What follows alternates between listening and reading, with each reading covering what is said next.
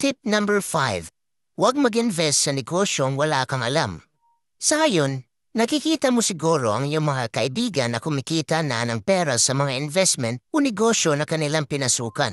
Marahil ay nag-iisip ka rin kung paano ka kikita ng pera gaya nila. Pero mag-isip ka muna. Huwag mo hayaan na emosyon ang gagawa ng iyong mga desisyon. Dahil pag wala kang alam sa investment na iyong papasukan, malamang ay wala ka ring passion at motivation na aralin ang investment. Kaya sa huli, pinapaubaya mo lang ang iyong pera sa ibang tao. Pero ano ba ang mangyayari pag hindi ikaw nag-handle ng investment? Una, wala kang control. Pangalawa, wala kang leverage. At pangatlo, malaki ang chance na mag-fail ang investment at wala kang matutunan sa failure na yon.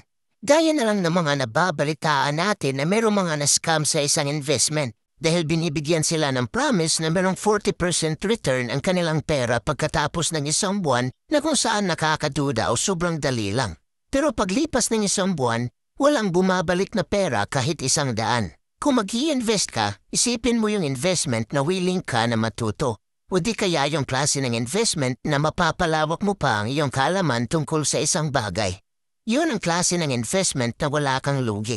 At higit sa lahat, walang pera at oras na nasasayang.